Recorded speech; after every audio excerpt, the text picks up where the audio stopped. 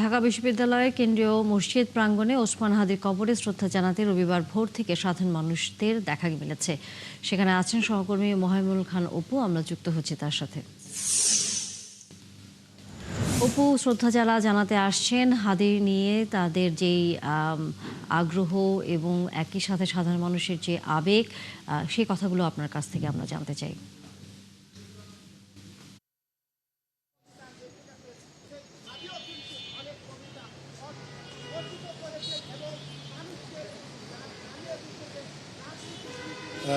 সকাল থেকে কিন্তু ওসমান হাদির এই যে যেখানে দাফন করা হয়েছে সেখানে সর্বসাধারণ মানুষ আসলে দোয়া প্রার্থনা এবং মোনাজাত করছেন, কবর জিয়ারত করছেন। আমরা সকাল থেকে এখানে ছিলাম, দেখতে পেয়েছি যে বিভিন্ন শ্রেণী পেশার মানুষ এখানে এসে কিন্তু কবরের একটু দূর থেকে তারা কিন্তু এখানে কবর জিয়ারত করছেন প্রথমে, পরে কিন্তু তারা দোয়া প্রার্থনা করছেন। সকাল থেকে অর্থাৎ ফজরের নামাজের পর থেকেই কিন্তু সর্বপ্রথমে বাংলাদেশ জামায়াত ইসলামের আমির তিনি এখানে এসে কবর জিয়ারত করেছেন এবং দোয়া প্রার্থনা করেছেন। পরবর্তীতে তিনি গণমাধ্যমে কথা বলেছেন। তিনি যেটি স্পষ্ট করে বলেছেন, বর্তমান সরকার ওসমান হাদির মৃত্যুর পরে যে সকল কাজগুলো করেছে সেগুলো কিন্তু দেশের মানুষ এখন পর্যন্ত সন্তুষ্ট নয়। অর্থাৎ প্রকৃত অপরাধী যারা তাদেরকে এখন পর্যন্ত গ্রেপ্তার করতে পারেনি সরকার, সে ব্যর্থতার দায় কিন্তু সরকারকে নিতে হবে এবং পরবর্তীতে দ্রুত এই ওসমান হাদির হত্যাকারী যারা রয়েছে, প্রকৃত হত্যাকারী, তাদেরকে গ্রেপ্তার করতে হবে। আমরা এই ঢাকা বিশ্ববিদ্যালয় কেন্দ্রীয় মসজিদের পাশে যে কবি কাজী নজরুল ইসলামের সমাধিস্থলের পাশেই কিন্তু ওসমান হাদিকে সমাধিত করা হয়েছে, অর্থাৎ তার এখানে দাফন করা হয়েছে গতকাল বিকাল 4:30টার দিকে।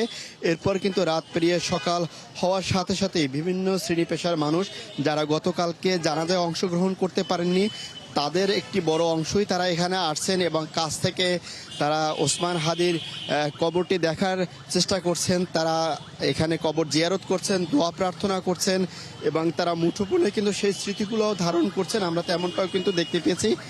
এখানে অনেককে আমরা দেখতে পেয়েছি যে পরিবার সবাইকে নিয়ে তারা এসেছেন, যেহেতু ওসমান হাদি তাদের সকলের মনের ভিতরে একটি জায়গা করে নিয়েছে। সেই ভালোবাসার জায়গা থেকেই তারা কিন্তু এখানে আসছেন। যারা ওসমান হাদিকে সরাসরি দেখেছেন, যারা তার সহযোদ্ধা ছিলেন, সহপাঠী ছিলেন এবং তার বন্ধু যারা ছিলেন, তারাও কিন্তু এখানে আজকে সকালে এসেছেন এবং তারা কবর জিয়ারত করেছেন এবং তাকে যারা চিনেন না, শুধু ওসমান হাদির নাম জানতেন, সে সকল মানুষদেরকেও কিন্তু আমরা এখানে দেখতে পেয়েছি।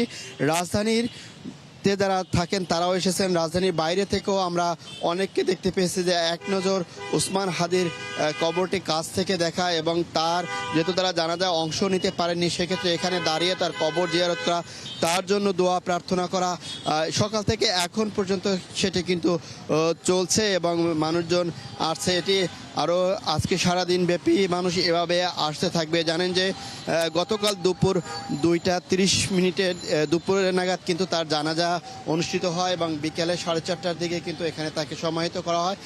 এরপর থেকে কিন্তু বিভিন্ন শ্রেণী পেশার মানুষ তার কবরের কাছে এসে দোয়া প্রার্থনা করছেন, মোনাজাত করছেন এবং আল্লাহ পাক তাকে জান্নাতবাসী করুক এবং শহীদ হিসাবে কবুল করুক, এই প্রার্থনাগুলো কিন্তু তারা করছেন। ধন্যবাদ অপু। নিশ্চয়ই আমরা ফিরবো পরবর্তীতে আবারও। দর্শক, আমাদের সাথে মহিমুল খান অপু যুক্ত ছিলেন।